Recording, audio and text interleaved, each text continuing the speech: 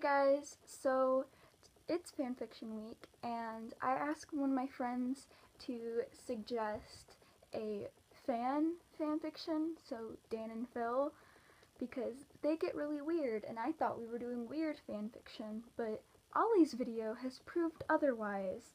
So I guess I'm gonna read the cherry fic and to be the only one with weird fanfiction. I really hope someone else posts one too because I'm terrified to read this, and I don't want to be the only one terrified. Okay, I'm a really bad reader, so I apologize for that.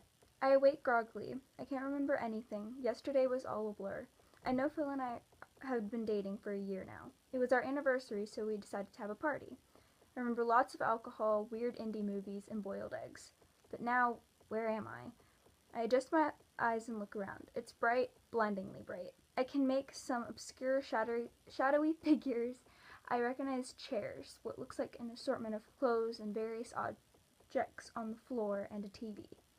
It's my room. Well, mine and Phil's room. I wipe my eyes and get up. I'm in bed, shirtless and wearing boxers. I take off the bedclothes and stand up. My body feels tense, so I bend over to stretch. You're up finally. I recognize the voice. How could I not? It's Phil's voice, vibrant and jubilant. Lights my heart just hearing a vowel emitted from his mouth. I turn around. Phil is standing there wearing a plain white tee and some gray sweatpants. His hair is a little messy, but it's early in the morning. But why do I know something bad will happen? What is this apprehensive feeling I have? It festers in my heart, diabolically ripping my feelings apart and smiting my love. No, go away, go away. Why am I screaming on the inside? Why are all these questions forming? I love Phil, so what could be wrong? How long has this kiss been? What's going on? My thoughts are cut off immediately. The kiss fades away and I fall on my back. Blood is on my lips and I look down my chin, but I didn't feel anything. I look up as my paralyzed body lies in a contorted position in what looks like a scene from a horror movie, where there stands Phil, his piercingly cold eyes, his menacing grin, and blood on his teeth, and his right hand is a syringe, an empty one at that. I feel dizzy. Phil, I struggle to call out to him, but no success. My mind drifts, my mind fades. Like pouring rain, I feel gone. I drift off. To where exactly? Wake up, bitch. A sudden jolt of electricity shoots through my spine as a stinging sensation emits from my chest. I cough up air that I choke on and crane my head forward, giving me whiplash. I scream in pain only for my mouth to be cupped. Phil's demonic eyes stare into my soul. He has a vicious smile on his face. Scream and I kill you, not if you understand. I don't know what's going on or why I instinctively nod. He pushes me back and whips me across my neck. I bite my lip and curl my toes and fingers as this searing burn festers. I'm chained, my arms and legs are restricted, and I'm somewhere in a dark room. Before I can recover from previous marks of searing pain, the whip cracks again against my right shoulder. My eyes widen and I suppress a scream, but in a chained order, the whip fluidly cracks itself against my back and various appendages. What is happening? Everything hurts, everything is black and gray as the whip snakes itself painfully upon my body. Phil snapped, that's all I can say. But why? I try to think to last night, but it's abruptly over.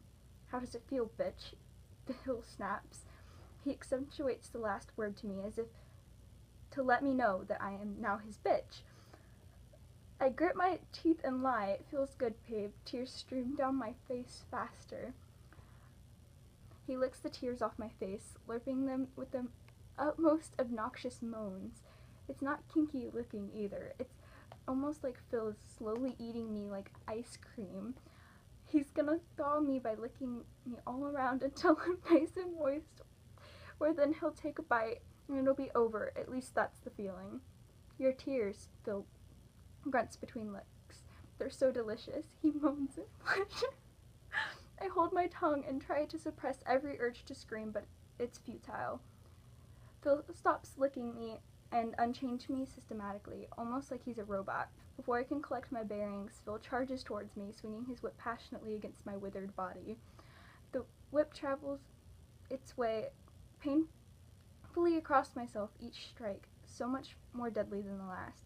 Why won't you talk to me? Phil demands between whippings. I reply between the whippings. I didn't know you wanted me to, Phil. Phil stops. He rests his whip and sighs, and fall down on my knees covered in bruises and blood. I cough up thick red phlegm and hope it's over. But of course it isn't. Phil roughly grabs my hair and drags me against the cold concrete floor. He takes me to a sink and bends my head over the bowl. Bends back into the bowl. I stare up at the faucet knowing what comes next. Burning hot water pours down like a waterfall, smothering my face. It seeps into my mouth, down my nostrils, clogging my ears and sliding underneath my eyeballs. The pain is never ending, never ceasing. It goes on and on, burning worse and worse. I try spitting the water out, but more comes in. I'm choking, burning, and drowning at the same time. I feel my consciousness fade, but then it stops. Oh God. Abruptly, Phil pulls out my head. I take a deep breath that is short-lived. He quickly dunks my head in a bucket filled with freezing water. At first it feels pleasant, the cold water, but then it burns. It freezes over on my face and burns me worse than the hot water. I yell my heart out, and the water bubbles quickly up to the surface, repeatedly popping. Phil pulls me out again and leans in near my wet and burnt face. So, he says, anything to say? Why is the fan base this way? He throws me against a wall and I slink down. He looms over me and unzips his pants. Okay. You like to spit, but I'll make you swallow. His pants and boxers fall in sync with each other. Before I can take a good look, he forces my head towards his crotch. I don't want to read it. I feel it. His penis rests inside my mouth. It's flaccid, but it won't be for long. Bite it, Dan. I yell at myself, but no. I know the consequences. I'm in a much weaker state than Phil, so if I did bite it, he'd catch me after recovering from the pain, and then I'm screwed. Even worse. I decide to go with the floor. It's not like I've never given Phil oral before. I don't want to.